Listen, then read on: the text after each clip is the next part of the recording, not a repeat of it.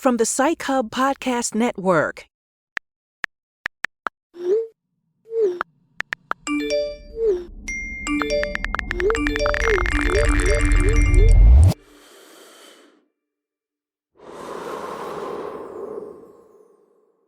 Hi, my name is Leah Hughes, and I go by she/her. And I'm Dylan Maheshwari, and I go by he/him. And this week we're hosting Real Talk with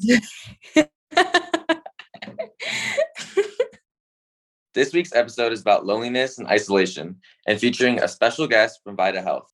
I think that this will be an amazing episode, and especially for me, I am such a busy person. I've been doing pageants since I was 6 years old, and I have volleyball, and with my busy schedule, I think that this will be an amazing episode to really listen to and focus on the aspects of mental health and specifically with loneliness and isolation. Could have said it better. Just like Leah, I'm very busy too. I'm very involved with sports. I did 5 sports most of my life up until high school, where I did track, basketball, and cross country. I just graduated high school in NorCal, Livermore High, where I was at valedictorian, and I'll be attending UCLA in the fall. Go Bruins. Yeah, so today's topic, loneliness and isolation, is so important. According to a report from Harvard's Graduate School of Education, 36% of all Americans, including 61% of young adults, feel serious loneliness. This is such a major topic, and I truly think that it doesn't get talked about enough. For me personally, I view isolation and loneliness as feeling like you don't have anyone else around you. I know that's how I view it for me. Dylan, what's your view of it? Yeah, I totally agree. And I think it's definitely been a big issue, especially as of late with COVID. I know for me, it was really hard transitioning to a new school. I know a lot of kids will have to go through online school. It was hard to connect to their peers. Sports got shut down. I think it's definitely been really hard for a lot of people dealing with loneliness. And so I'm really excited about going over this topic today. There are so many teens that have different aspects of loneliness and isolation, and that's why we're so lucky to have Melissa Miller on the show today. Yeah, I'm really excited to have Melissa here. Melissa Miller is a licensed psychologist with 15 years of experience working across medical center, private practice, and telehealth settings. She currently leads clinical quality and excellence at Vita Health. Now to our conversation with Melissa.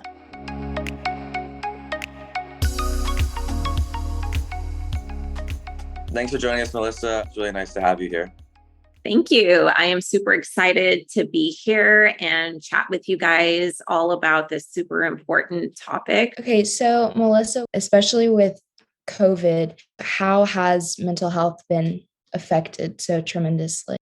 I think that's something that has been such an issue that we've seen time and time again, where for any individual that was already struggling a bit with isolation, with loneliness, that the COVID-19 pandemic really exacerbated it. And if you think about it, it makes sense. We were all, as a country, as a world, tasked with basically staying indoors, not interacting with other people. And that very much goes against the grain of who we are as humans. I think by our very nature, we're social creatures. And so what we've seen is that the pandemic really exacerbated that sense of social isolation and then all of the associated loneliness with that. And so I think it's something where, again, if people were already struggling a bit, their struggles were amplified. And even for folks that didn't necessarily struggle with that, I think it became a new struggle for them. Definitely. I think that the biggest thing, especially with the pandemic, is that we were all isolated. And so do you mind explaining a little bit about the social isolation and just specifically feeling alone? Yeah. And I think one of the things that is important is to distinguish, I think, between social isolation and loneliness, because I think sometimes those two terms are used interchangeably. So I think social isolation has to do with just, are we in an environment, right, where we are removed from other individuals? And so think of that as really what all of us experienced, where we were holed up in our homes with only our immediate family. And so we were very much socially isolated from those organizations we were a part of, those groups, our school-aged peers, our friends, all of that. And then there's loneliness, which can be something that happens either when you're socially isolated, where you're not around other people, where you start to experience that sense of loneliness, or sometimes that feeling happens even when you are among other people. And so I think for people in the COVID era, it was a double whammy where I think people really began to crave that sense of connection with other people, which wasn't possible because of that social isolation and social quarantine. And so then you were left essentially feeling really lonely, that you're not connected to those people in the same ways. And I would imagine that for you, Leah and Dylan, that those were things that you very much experienced in different ways. There was probably a way where it was first experienced at the very beginning of the pandemic, and I'm sure you've noticed that it's changed over time. Yeah. Isolation and loneliness, both of them. When do you think that it's something to really worry about and start acting on it more? Yeah, I think that's a great question. And one of the things that I would be curious to hear more about is just, what has that experience been like for you guys? What have you noticed? And maybe that can be something then that we can talk about as far as, are there some warning signs when it would make sense to reach out for more help? So what did that look like for you guys? Yeah, during the pandemic, definitely for me. I'm an only child, so I've always not really had a sibling to occupy my time with. But especially during the pandemic, not being able to see friends and not being able to go to in-person school, it definitely left me feeling alone and not having someone to talk to every day, whether even though I had my parents. I think that having people my own age to talk to face is something that definitely helps me to fulfill my time. And so not having that during the pandemic definitely left me a little bit alone.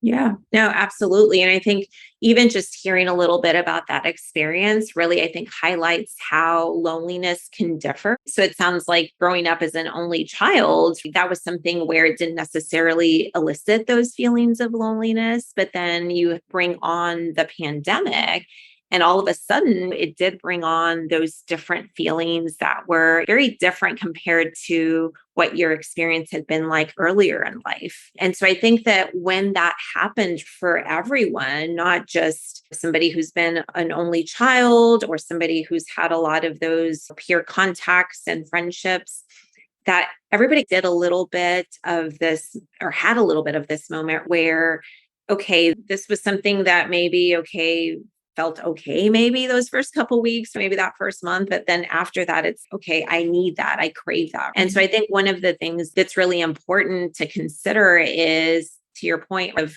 when is it maybe a problem? When does it feel like, okay, this goes above and beyond what's a normal experience?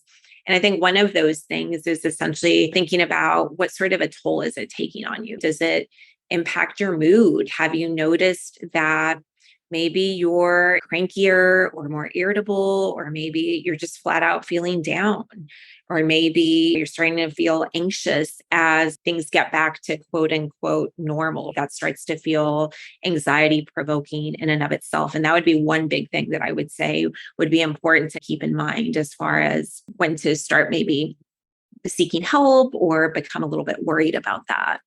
Of course, definitely. Thank you for that. I'll share a little bit on my experience. So for me personally, I have two siblings. When the pandemic first hit, they were both in college. My sister's at West Point. It's the military academy. So I didn't get to see her or talk to her very much. So when COVID first hit, it was actually really like, I had a lot of good times with my family. Like, they all came back. We played family board games every night. And I was like, oh, this is so awesome. Spring break is 2 weeks longer now. Right. But I think a few months later, I got a little tired of losing to my family every day and board games and stuff. But eventually they went back to my siblings went back to college, and then school started, and I was at a new school, and it was 100% online. And usually I was excited to start a new school. I was like, all right, I'll meet new friends on sports teams, but there was no practices going on, and I had no way of meeting new people. And I had no idea who the kids even were at this new school because all the cameras were off and we're doing online school. I feel like it was just really hard to connect with people. I think one of the hardest parts was that not knowing when the end was going to be. Cause like, okay, when am I going to go back to practices? So I'm practicing on my own, but I don't really know if we're even going to have a sports season. I don't know when I'm going to finally get to meet people. So I'm curious to hear your thoughts on the role that online school kind of played with social isolation and loneliness. Yeah, no, that's a great point. I think online schooling or homeschooling even is a big part of social isolation, or it can be, right? I think with COVID, it definitely exacerbated that. Obviously, people have been taking online classes and been homeschooled for many years leading up to COVID. But I think when everyone across the board was having that experience, essentially that is something where that looks like and is social isolation, right? You are isolated from that experience of being in the classroom where you have all these other peers around you. You have that professor or teacher that's in front of you. And there's just very subtle nuances that we all experience. We're in a room when we're in a room like that with other people, that for all of the technology and for how amazing video classrooms can be, you just can't quite capture that. So that's definitely a big piece that's contributed to that social isolation. And then if you add on to that, right, where day in and day out, that's your experience, right? Where you're logging on for class remotely. You're not having the little chit chat before the professor walks in the door and gets started. That then contributes, right, to those feelings of just being lonely, to feeling like you're not quite connecting with people in the same way. And absolutely, that's definitely one way I would say that teens and young adults have been experiencing social isolation and then loneliness. So the one thing I'll add to, which I think you also touched on, is just the idea of like even sports and teams and how those are also social groups that help us, right, feel connected to one another. And with COVID, you also lost a lot of that for the very same reasons. And so I think it's a double whammy. I can appreciate from your perspective where you were just starting the school and college. And not only did you have the academic piece, but also the social, the sports piece that was impacted for you as well. So Dylan, it sounds like for you, you kind of agreed where initially it was like, hey, this isn't too bad. Like I'm having the opportunity to hang with my family, do stuff that we don't usually get a chance to do. But right about 3 months into it, that's when you're like, okay, when are things getting back to normal? What about for you, Leah? Was there like a point where you noticed where all of a sudden it just was starting to feel a little bit taxing to be so isolated socially?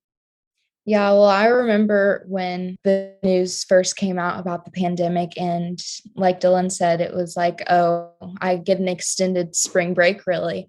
And then it went into virtual school for me. And at first, it was fine, but then I started to realize I can't really understand the same way that I do in physical contact with being in a classroom. And so I had to adapt to a different learning style. And that was definitely the hardest thing for me, was understanding the different aspects of each classroom virtually. And then so becoming used to that. And then we started going back to normal and transitioning to seeing people every day and being in the classroom again.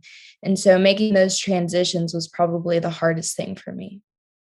Yeah, absolutely. I think that for as long as COVID has been a part of all of our lives, and obviously now we're in year 3 and things have definitely ebbed and flowed over the past 3 years or so, where, we've had variant after variant and just a lot of back and forth, where I think as things have quote unquote gotten a little bit more back to normal, that sometimes it has created some new stressors for people, like you said, getting acclimated back into that setting. I'd be curious to hear from you guys as things did shift and pivot a little more towards normal.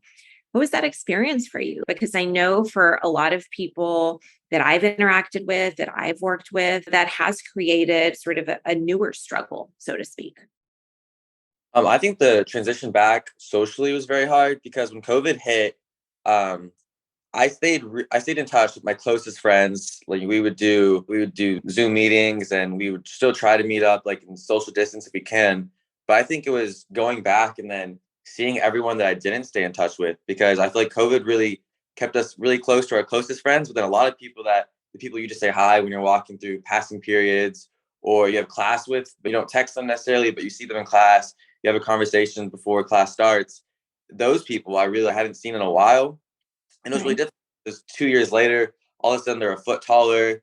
Some of them have kids now. And I'm like, oh my gosh, it's been so long since I've seen you. I've known you my whole life, but I haven't seen you in a couple of years. And I feel like it was really hard, like getting reacquainted with them and trying to like go back to being around so many people when I was just around now, just five of my closest friends. Now going back to seeing everyone that, you know, like normally I see them every day, but I haven't seen them in so long. So like, that was definitely a big transition to going back from so many people. Yeah. And I think a big thing that I've heard time and time again is I forgot how to be around all these people. That feels strange. That feels awkward. And I have to say, that's such a very typical and normal experience to have, and something that I've definitely, encouraged people to be kind to themselves when it comes to that. Because if you think about it, we're talking about making a very sort of drastic shift back to what used to be normal. Like you said, those small little interactions with people. And so when you've had years now of not having that, it takes a little bit of time to reacclimate to that. And I think one of the biggest tips that I tell people is to just take it easy, give yourself some grace. It's not going to immediately go back to how it was that day prior to March, whatever, 2020, when the world just shifted. So give yourself that grace and set some healthy, realistic expectations for yourself, right? It's not that you have to, again, go 100% back to how things used to be. But even if you just say, okay, I'm going to make it a point to do this one thing this day or this week, and then just do that, get a little bit used to that. Then you can build off of that slowly in the weeks to come. But I think that's what's most important, is just trying it out, right? Being kind to yourself. And then more importantly, acknowledge when you're doing this stuff, because that's the part that makes us feel really validated. Like, hey, I see things slowly but surely getting a little bit back to normal. And that's super, super important.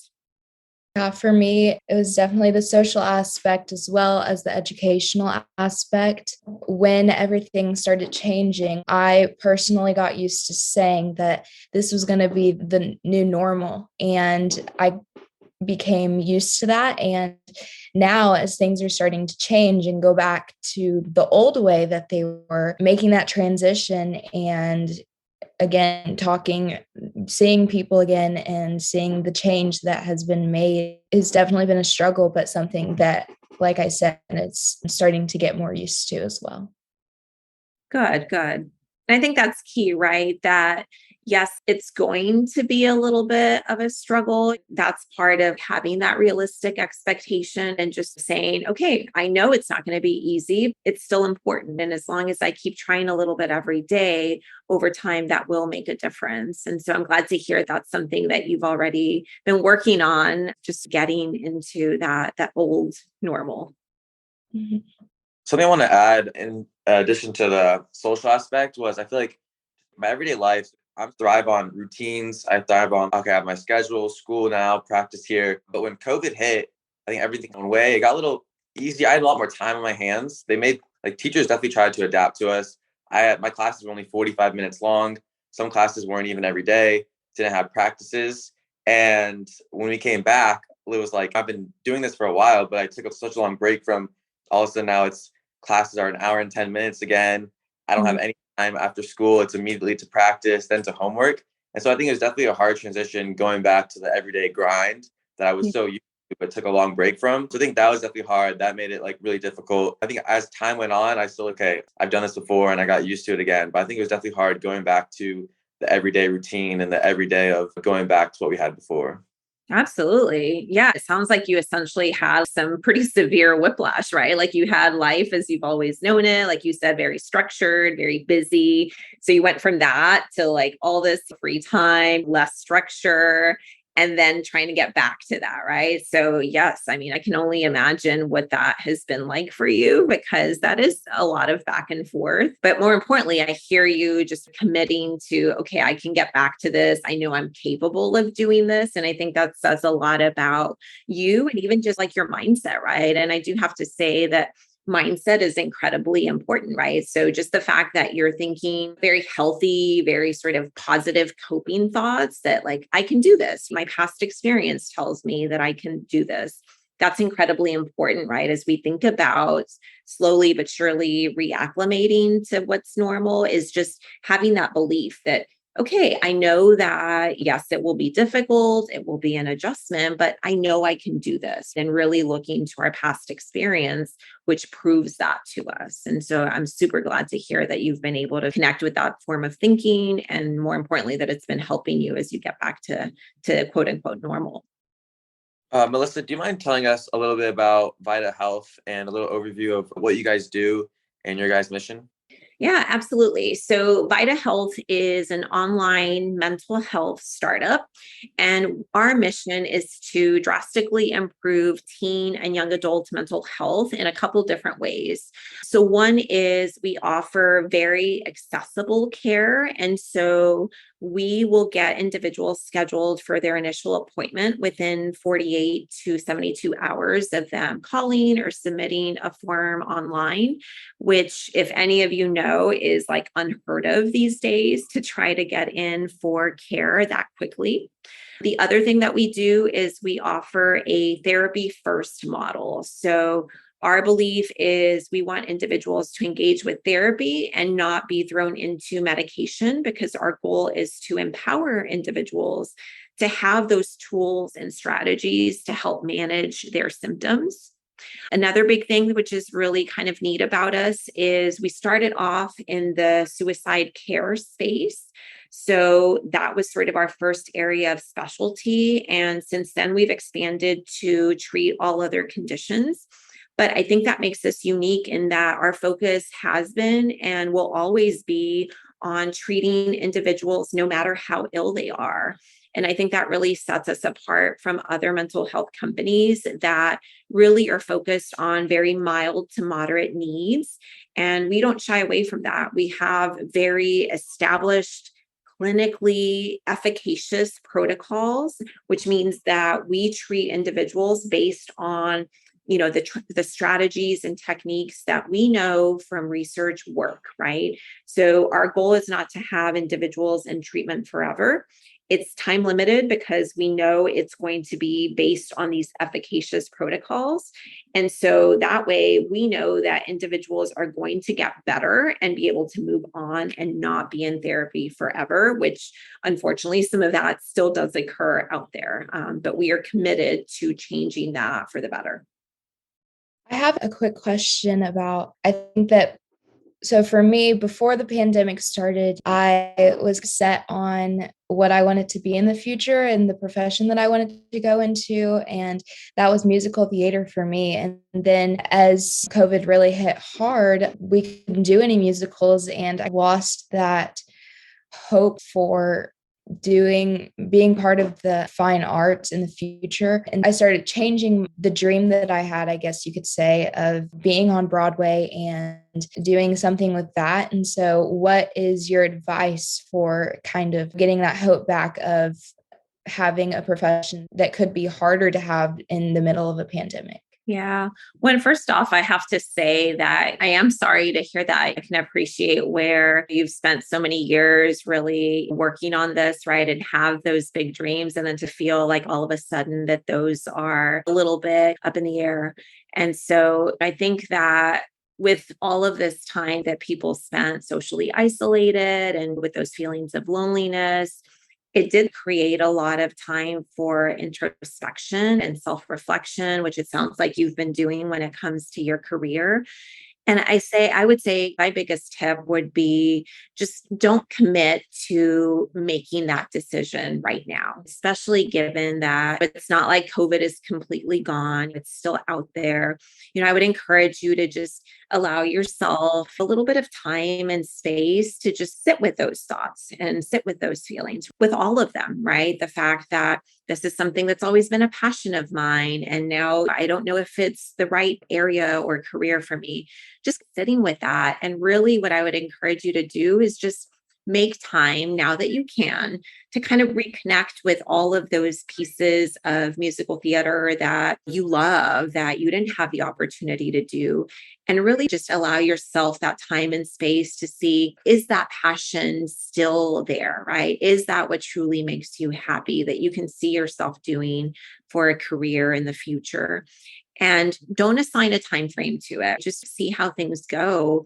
And then time will tell. You will be able to figure out whether that is truly that you want to do. And that then will be a decision that you've made for yourself versus having had the pandemic make that decision for you. Question kind of similar to what Leah was saying. For me, I was really, like I said, I'm really into sports and stuff. How do I go about, so I'm right before COVID hits, say I'm doing well in these certain sports, or I'm running track, like I'm at this mile time, or if I was at the gym, I'm lifting these kind of weights, and then the gym shut down or there's no practices. And then when you come back, it can be really discouraging. Also, you take a year, it happens in between, then you come back and then we're near where you were before. How would you go about trying to keep yourself motivated to keep going so you can get back to where you were and eventually past that? Because I think I definitely had some difficulties just keeping the motivation after coming back after so long and being like, oh my gosh, like I keep comparing myself to like where I am now and where I was before. And it's just really discouraging to look back. Absolutely. Yeah. And that's one of the biggest struggles I think that we all have in some form or fashion, right? That we always have that tendency to compare ourselves to other people, or even, like you said, to how you used to perform in the past. And I would say in those situations, I would say we don't want to focus on the past, right? The past takes us away from the present moment. But then on the other hand, the future and worrying or stressing about, am I going to get back to lifting this much or running this much? That's also very much taking us away from the present. So what I would suggest is really making this concerted effort to take it one day at a time. We call that something called our present moment awareness, staying focused on directly what's in front of us. So today is Thursday. What can you do today that will be getting you to where you want to be? So what's that goal you've set for yourself? You want to get back to lifting X number of pounds by when? Let's be very specific about that, right? And then you focus on what it is you need to do today to reach that goal. And so that's it. We're focused on one day at a time, because that's how we then reach those goals. And so then in the middle of it, right, as you maybe start to get discouraged and you have this little flashback to, man, I was lifting this much before COVID. That's when we would step in there right away, reframe that thought, because we don't want it to spiral, because the negative thought is going to lead to negative feelings where we start feeling down, unmotivated, frustrated. And guess what? Then that affects our behavior. Then maybe we don't work out because we're just like, whatever, what's the point? So we don't want that to happen. So as soon as you notice that little negative thought, step in there and say, the only way that I can guarantee that I won't get back to that is if I don't do what I set out to do today. So I'm going to do it right now before there's more opportunity for those thoughts to increase in nature, or before they take on a life of their own. For, I guess, a teen that is struggling with isolation or even loneliness and depression, what is your advice for helping them really identify with that and then find a way to fix it? Yeah, I think how people identify with it is a little bit different, right? Sometimes people recognize that in themselves, but something where they're like, oh man, I really need to break out of this rut or something. Or sometimes actually someone else will bring it up. Maybe it's a parent, maybe it's a friend. And so I think that the big thing is noticing, right, when it's happened. And that can be different things that you're noticing. Maybe it's your thought process, maybe it's more negative. Maybe you're not doing the things that you used to do, and not just because of social isolation, but more because the opportunities are there and you just don't want to do them. And so I think it's identifying that for yourself, or again, maybe somebody shares that with you. And then the other thing I would say to then think about what to do is really just be very purposeful and be very intentional about making that something that you want to work on. And so oftentimes I will encourage people to literally schedule that. Okay, you're going to make it a point to leave your house and interact with other people.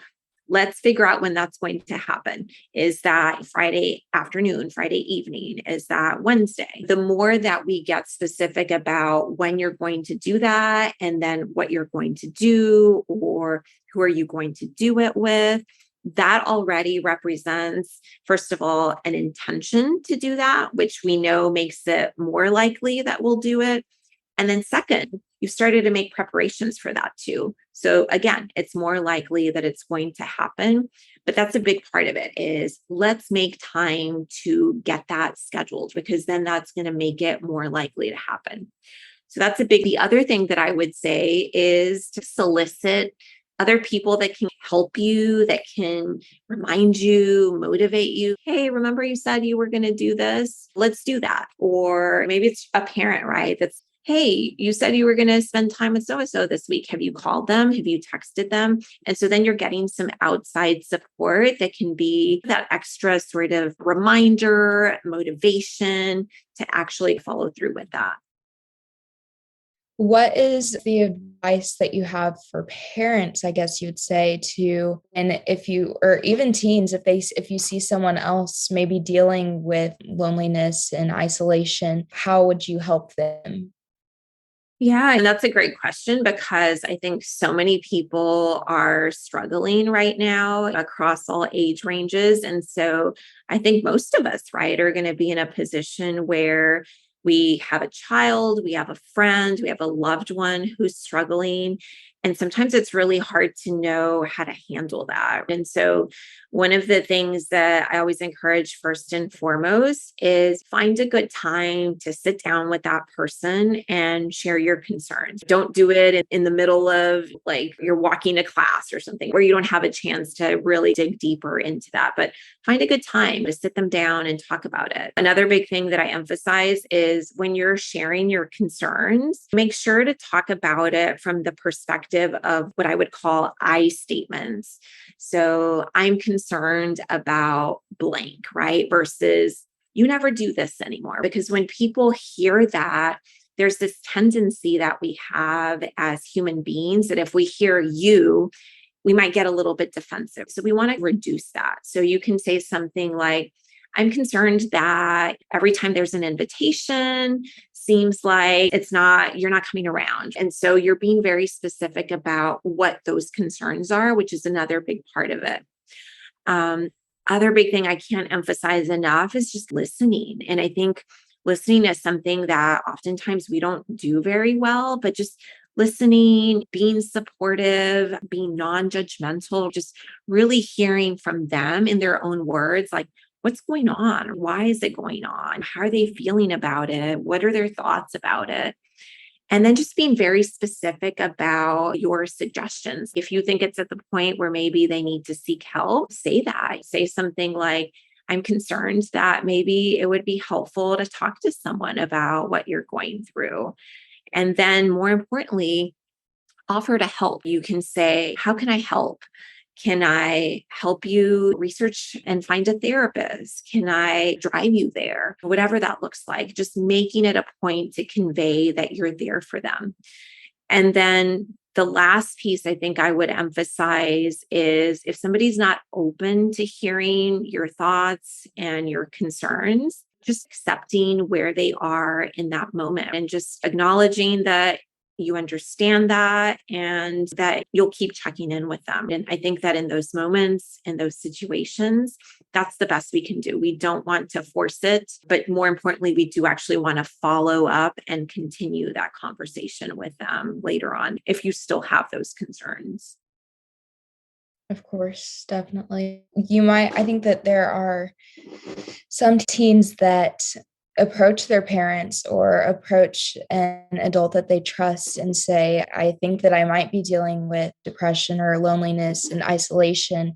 And the adult can either deny it, or someone can approach the teen saying that they think that they might be dealing with something, and then they deny it. And so how should either side really deal with the denial? Yeah, I'll start with the side of, say you're the person where you have maybe a parent or a loved one where they've expressed some concerns.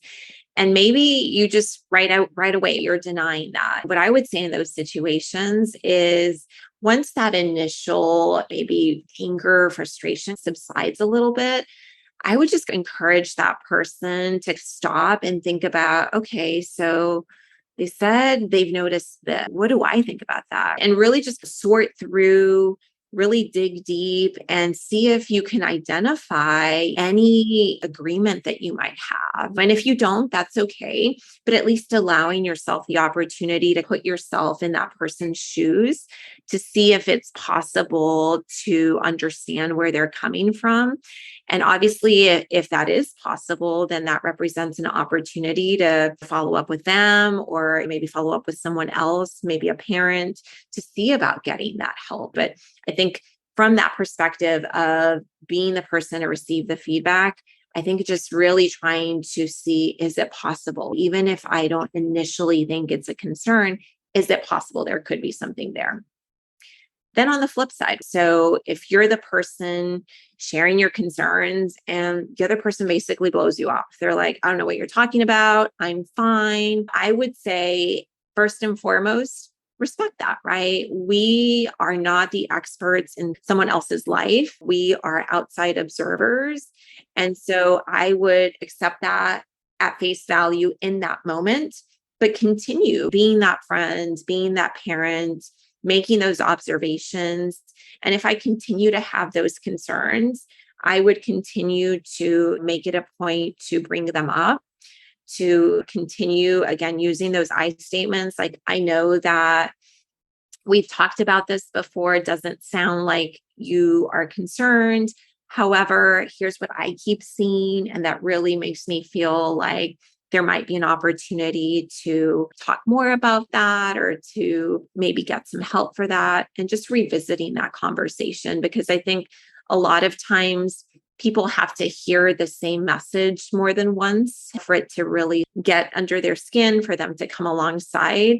And more importantly, I think just being that person that continues to follow up and show your concern shows ultimately that you're on their side, right? You're in their corner, you have their best interest in mind, and can make a difference in the long run.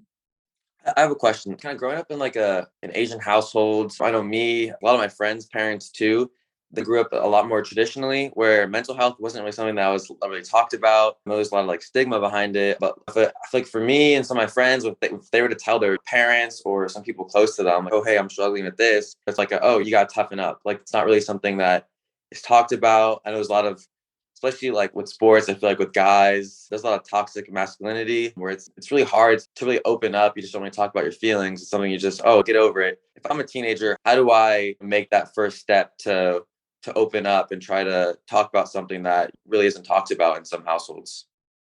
Yeah. So, that's something that is important, I would say, and something that I know I've worked with a lot with some of my therapy clients over the years, where, oftentimes our parents aren't the best sources of support for the reasons that you outlined. And I think a lot of times the best approach is to really work on education. So yes, our parents are so incredibly knowledgeable about so many things, but there's a lot that they don't know. And I can say that freely as a parent myself, that we don't know it all, right? And so I think a lot of times having that opportunity to say, hey, mom, I know that you think I should be able to just deal with this, that I'm stronger than this. I know that I'm strong, but right now I need a little bit of help. And I think that this could be helpful for me. Maybe it's you want to go talk to a therapist, or maybe you want to talk to your parents a little bit more.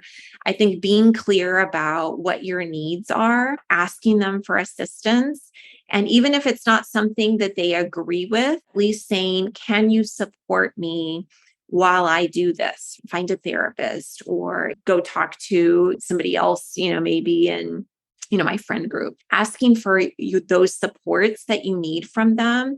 That way they can at least provide that assistance in the way that they best know how, that still aligns with some of what those needs may be of yours, because they're not going to be in a position to maybe offer up 100% of what you need from them. But if they can at least offer up 80% of that, or whatever it may be, that still represents movement. And then the more important part of it is that you're having an open and honest conversation with them. And gradually over time, that may start to make a difference. So if you are someone, of Asian descent that is opening up and fostering those sorts of conversations about difficult topics, then guess what? In time, across generations, you will then be responsible for changing what that looks like over time, which I think is so incredibly powerful. For teens that have, I know there's some that have really high highs and low lows. How do you prevent that low from happening, really? Yeah. So, a lot of times those low lows happen in response to certain triggers. And so sometimes even just tracking that can be helpful. There's all sorts of like old school ways where you can do like a mood tracker, pencil and paper, but gotta love technology, right? There's an app for that too. There's lots of apps that help you to track your mood. And part of that is not just saying, I felt this way today, but it's sort of digging a little bit deeper to think about, are there triggers for that? And with anything, prevention is key. So if you notice, my mood really seems to be affected by how much sleep I get, or maybe what I'm eating, or maybe it's the types of people that I'm surrounding myself by. That sort of information is incredibly helpful, because some of the stuff related to like diet and sleep, a lot of times people, especially teens and young adults, they don't pay as much attention to that, but it can make a big difference. I talk about those factors as like your foundation, right? So if we're not taking care of ourselves by eating well, sleeping well, exercising, then all of that higher level stuff, right? Like our mood, our social interactions, we're not starting off with that best possible foundation. So that's key, taking care of ourselves. And then with that other piece, if you notice that it's interactions with certain people that maybe negatively affect your mood, maybe there's some toxic relationships in your life that warrant some thought, some consideration, and maybe even possibly some changes, right? Because if we notice that is affecting us, then it may represent an opportunity to make some changes in our day-to-day.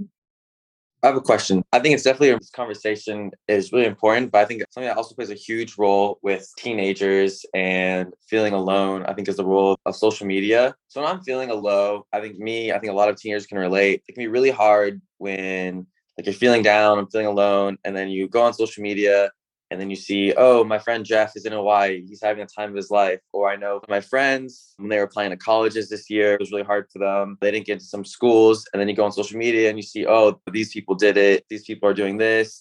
I know we talked a little bit about trying not to compare ourselves to other people. That can be really hard though, obviously, with social media and how easy it is to see what other people are doing.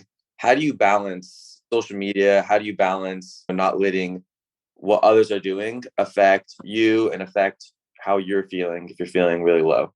Right. Absolutely. You're spot on. So social media can be great, but it can also increase those opportunities for us to think negatively about ourselves, or sometimes in worst case scenarios, like maybe people put comments out there, right, related to you and what you're doing or not doing, and it can make it that much more of an issue. And when it comes to that, I would say you want social media to serve a good, healthy role in your life. So it's a great way to be able to connect with people near and far, to feel supported in certain ways. But once it's crossed that line and it's affecting you, big thing first, I would say, is set limits for yourself, right? So don't make that where you log on or you hit your, whatever it is, TikTok, whatever your approach is. Don't lose sight of how long you've been on that medium. So give yourself maybe like 20 minutes a day, 30 minutes a day max that you're going to be on social media. And once you've used up that time, that's it, right? Because that gets us to that point where we are approaching as much as possible that sense of balance, where we're able to reap the positives of social media and what it can offer us in terms of social connection, but not crossing over to the point where it's just ingraining these negative messages about who we are or what we're not doing. And so that's first and foremost. Don't get sucked into that social media vortex. Set healthy limits for yourself. And then the other piece I would say is, if you do notice, right, where maybe that nagging thought is there that, oh man, so I was doing this and I'm not.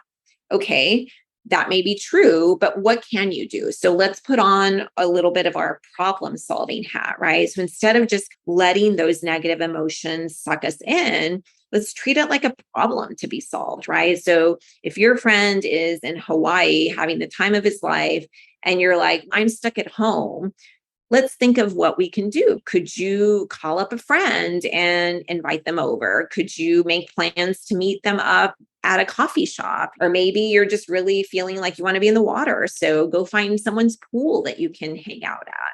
But that can be a really important way of just doing something about it versus just letting us get sucked into those emotions. I like how you added that social media can be a positive where you can feel supported.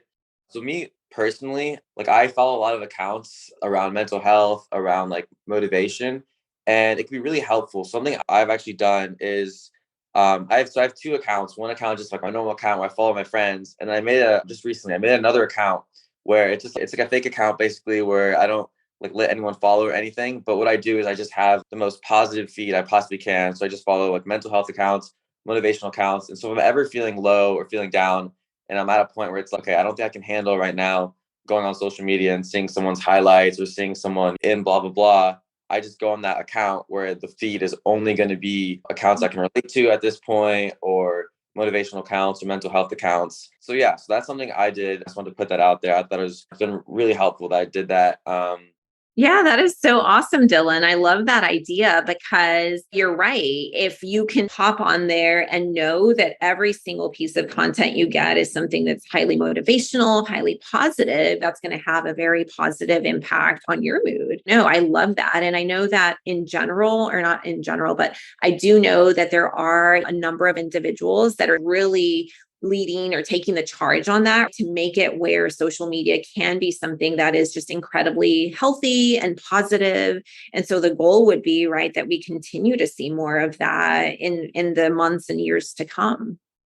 So I'm curious. So have you ever considered sharing this other account with like maybe friends of yours to encourage them to consider something similar and growing the number of individuals that kind of treat and approach social media that way?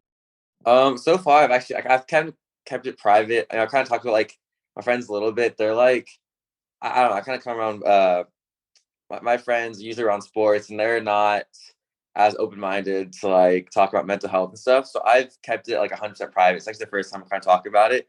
Yeah. But no, but like I would definitely recommend, like if anyone were to come to me and ask about it, I would definitely recommend doing it because I feel like it's definitely like it's really been really helpful, for sure. Because it's just like anytime I go on it, I just see like positivity and stuff. So I would definitely be open to like telling other people to do it if they were looking for a feed that was just positive and going to like bring them up. And you bring up such a good point. And I know you alluded to this earlier, where a lot of times people are not necessarily as open to or forthcoming about their struggles. Sometimes it could be related to like masculinity. Sometimes it's just people are obviously not as open about mental health struggles.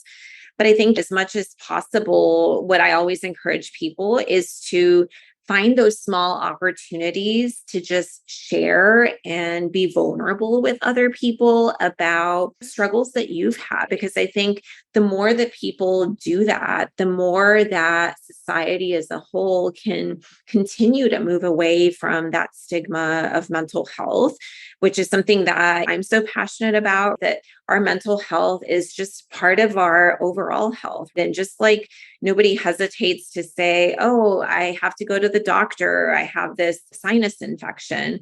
I would love to find the day where we get to say, oh, I can't, I have a therapy appointment, or I have an appointment with my psychiatrist, and that it's no big deal. And so I think that would be a big part of just getting that opportunity to find moments, right, where you can say, yeah, I've struggled with that. And here's what I did. I set up this social media page that's all about positivity and motivation. And gosh, I find that it's really helped me in those moments that I'm just feeling a little bit low.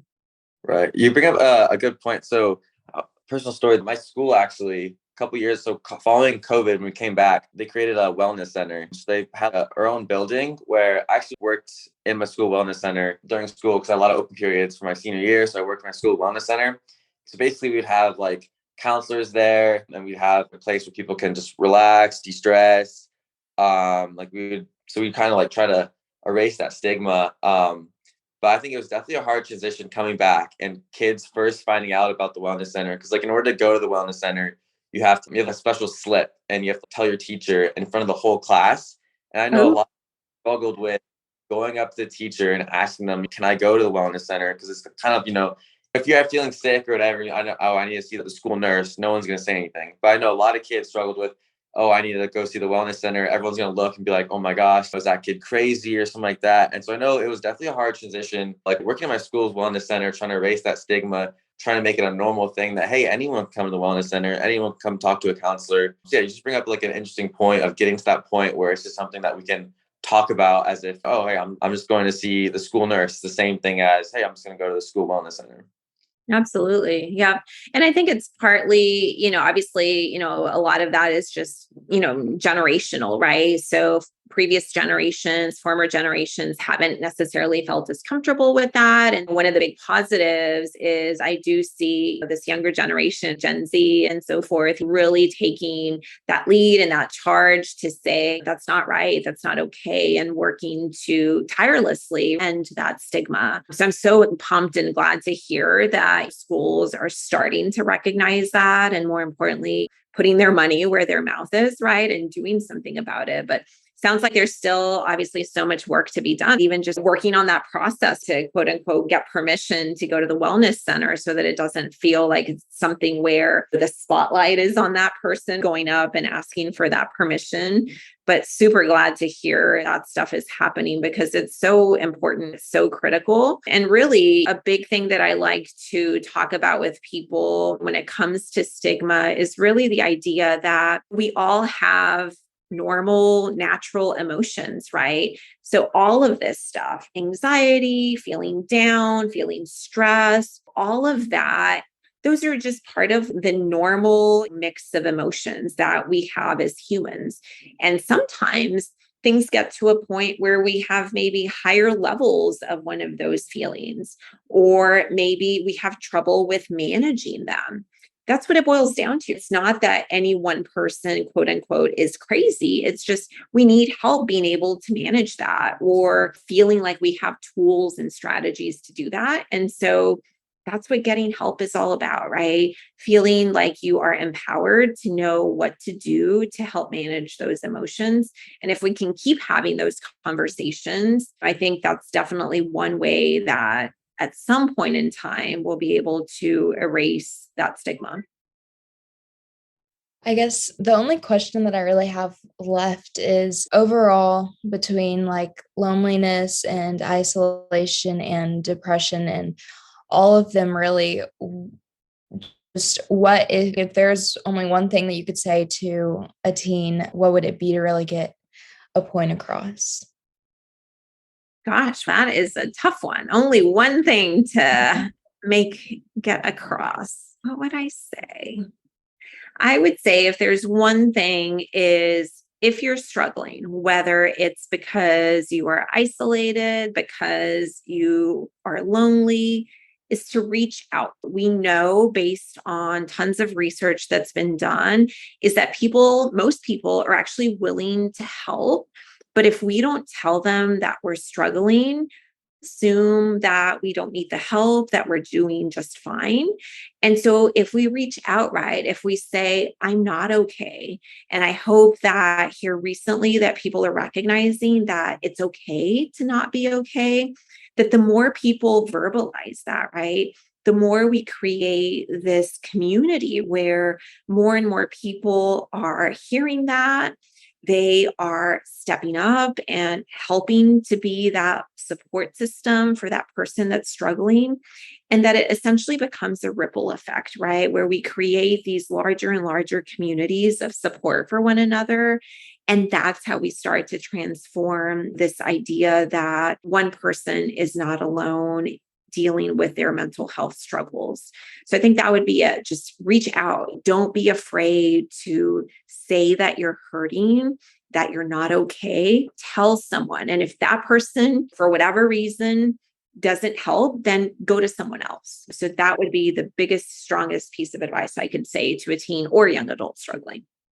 Okay. So for me, for college, super, super pumped. Also super, super nervous. I feel like there'll definitely be some feelings in the beginning for sure. Feeling lonely, isolated. I'm going to a school that has a lot of people. I think with transitioning to a lot of people, a lot of new people, it's easy to feel alone. What would you be words of advice when I'm actually going to be in a new setting, away from home, away from all the friends that I've known my entire life, into a brand new place where I have no idea who these people are yet? I'm in a brand new setting. Yeah, no. And kudos to you for having that foresight, right? To recognize that could be a pretty big adjustment for you. I think that when anyone moves away from home, especially moving to a college campus, that can be unfortunately a factor that can trigger some loneliness, even though you're surrounded by all these other people. I think one of the things that I encourage people to do from a very basic perspective is self-care. And we talked about that a little bit earlier, but make sure you're taking care of yourself, eating, diet, making sure that's all good, sleeping, physical activity, because we know that there's a huge connection there between our physical and our mental health. So think of that as your basic foundation. The other thing I would add on to that is making it a priority to find some clubs, some groups or organizations that represent either interests or passions of yours, and getting connected with those pretty quickly, right? Because you know that you will then be surrounded by other similar like-minded individuals. There will be built in social activities. And so that is a great way to connect very quickly into some new communities, new groups. That may be like a fraternity or something like that. So that would be another big thing that I would recommend. And then another thing would be to make sure that you're not losing sight of the existing relationships that you have now. So find a time where you will connect regularly with those folks. Like you might say, hey, my best friend growing up, we're going to Zoom or text or whatever it may be every week on Sunday afternoons or whatever it is. Doesn't mean you can't do anything over and above that, but at least you've established like a baseline for this is what we are committing to. And that's a great way to maintain and foster those new connections, those old connections, even though you're making new ones. Melissa, I just wanted to say thank you for everything. This was definitely helpful for me, and I know that it'll be helpful for many teens out there as well. So thank you. Yeah, it was great talking to you. I think you brought up a lot of great points. Definitely a lot of points I'm going to take with me to college. So I really appreciate that. Thank you. Yeah, you guys are welcome. It's been great hearing firsthand about what your experiences have been like with social isolation and loneliness. I really appreciate your very thoughtful and insightful questions. And I wish you both the best in all of your next steps and endeavors. Thank you.